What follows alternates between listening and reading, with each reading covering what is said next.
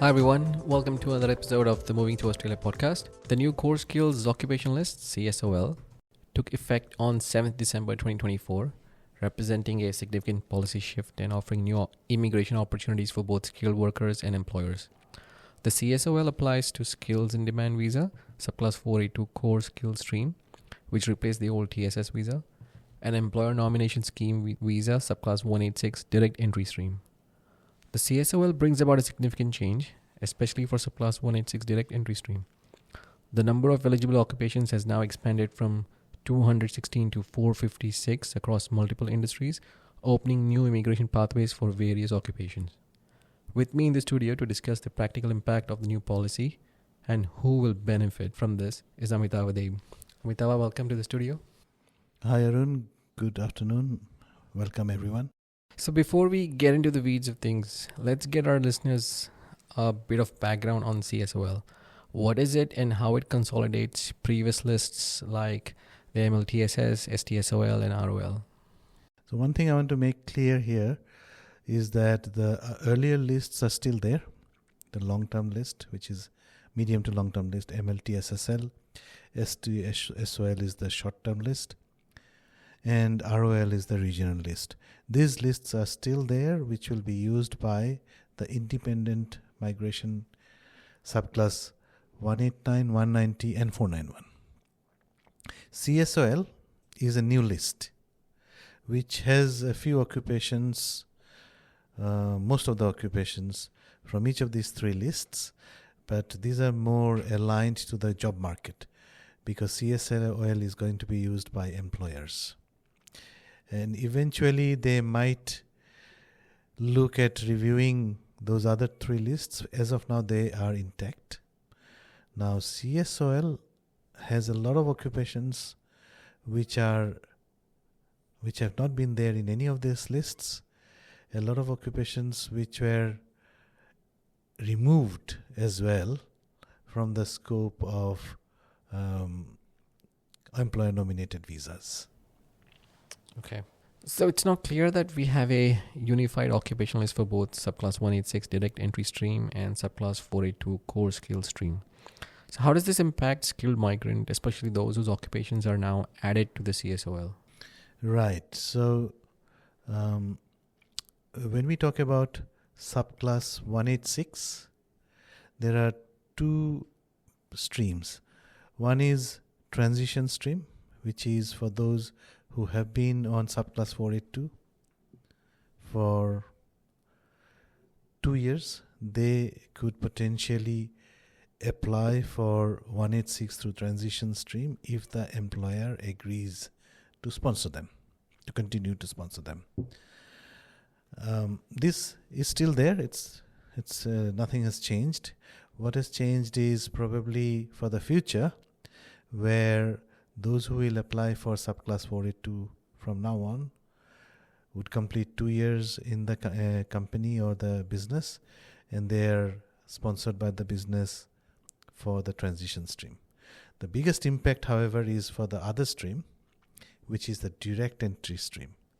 Earlier, the direct entry stream was limited to the long-term, medium to long-term list, which is the list used for subclass 189 and family-sponsored 491.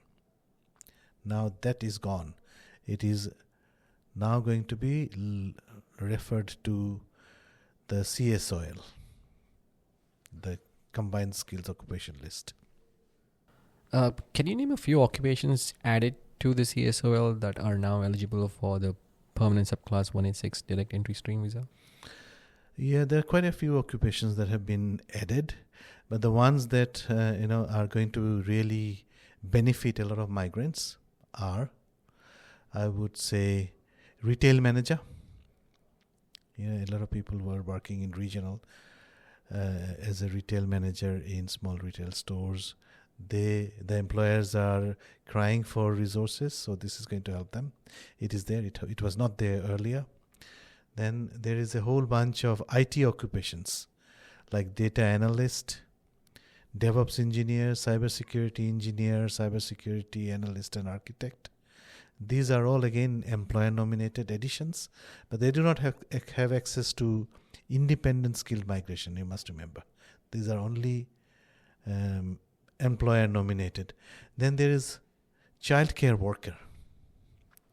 So childcare worker earlier was not there for direct entry.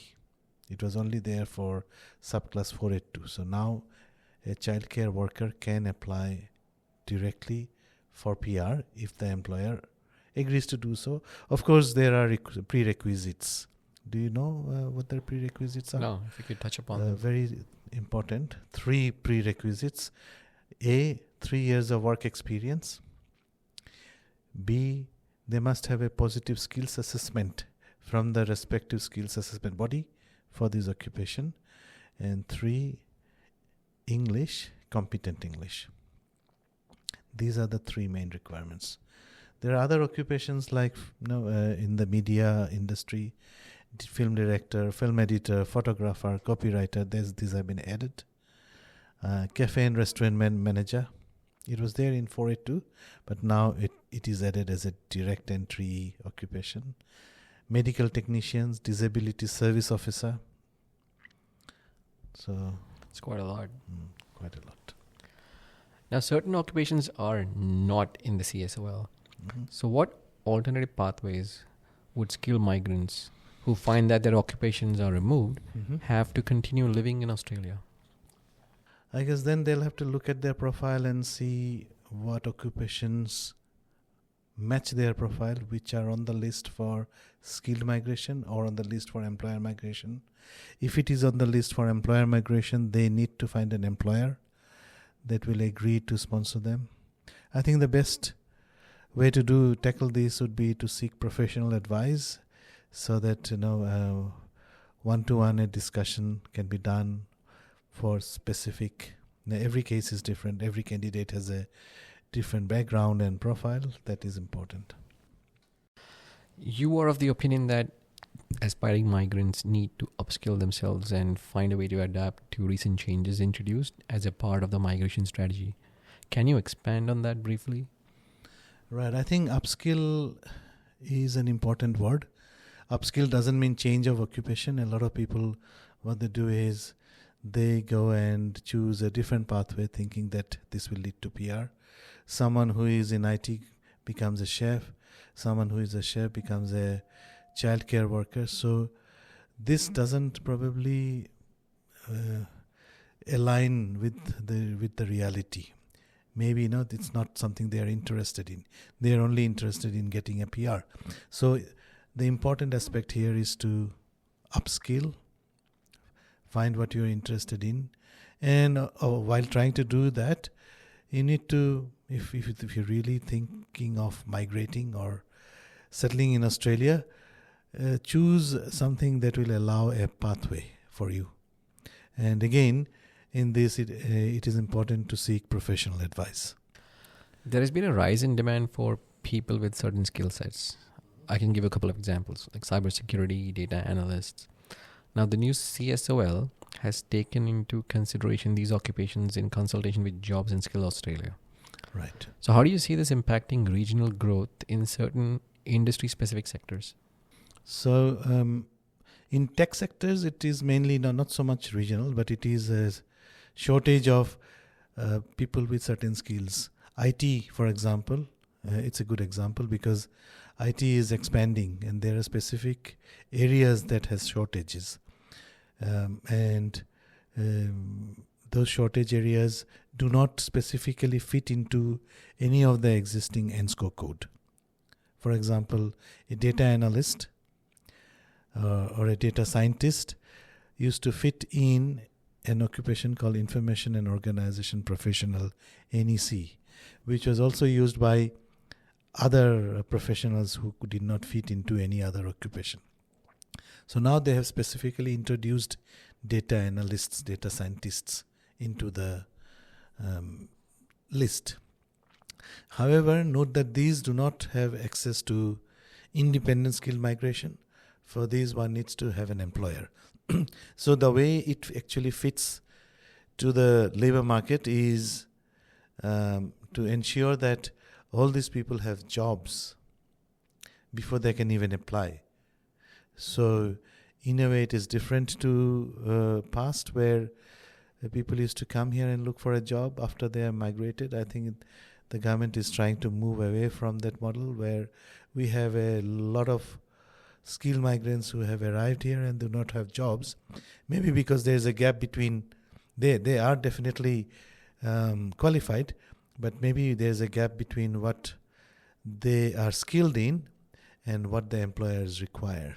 So the best option is for the employers to recruit people with specific skills. And the difficulty was to map their skills to a specific occupation, because that's what the legislation or the regulation says. And in doing so, revising and creating new ENSCO codes, it makes it easier for the employers to match them. And for regional, your question on regional is for those occupations which I briefly touched. For example, a retail manager in a retail shop, or hotel service manager, childcare, aged care, aged and disability. Those have been added and can be used for direct entry as well as for a long-term 482 visa. Are there any potential gaps in the new CSOL that you think have been overlooked, or is it comprehensive and forward-looking to address future skill shortages? I think it is in the right direction. Yes, of course, I am not an expert to identify gaps from the labor market, the employment market. But yes, there would be occupations that are left out, and I'm sure the government is going to look at it from time to time to see what is relevant, what is required. There's always going to be gap. It's never going to be perfect, but I think it is a step in the right direction.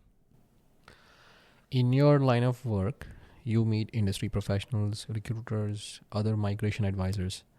What's their take on these changes, and do they feel it aligns with Australia's economic goals? Well, I think there is mixed reaction. Some people think it is not. Others think it is. I guess a lot of regional employers are happy because a lot of those occupations which they are looking to recruit people are there on the list. It makes it easier for them to do the labor agreement and employ them. For IT, for example, they have got all these specific occupation codes which allows them to screen better and employ them. And of course, there will be sectors where it may not have been addressed. It's not easy to find a perfect solution, but this is how it is. What would be your call to action for our listeners? What should be their approach in 2025? I think everyone should step back and look at their background and see what kind of skills they have. Do they need to upskill? What is their career goal? And then look at the occupations, see if they have any option for employers to sponsor them. If someone is good, definitely there will be employers wanting them, because there is a shortage, there is a gap of specialized skills. So if you want to upskill, you can do that. For example, you have done, say, IT, Bachelor of Software Engineering. You may want to upskill in cybersecurity or data engineering, because these are there in the new list. Provided, of course, you have an employer. So you need to be open, you need to keep an eye on the labor market, on the employment market, and always seek professional advice. Okay. So thank you for your time, Amitava. Thank you. Folks, if you have any specific questions regarding skills in demand visa or the subclass 186 visa, please get in touch with us. You can reach out to us on our LinkedIn page. You can email us, or feel free to call Amitava directly. All those details are in our podcast description, or you may visit our website at www.dmsmigration.com and you will find those details there as well. Thank you for tuning in, and see you next week. Thank you, Arun. Thank you, everyone. Have a lovely day. Bye.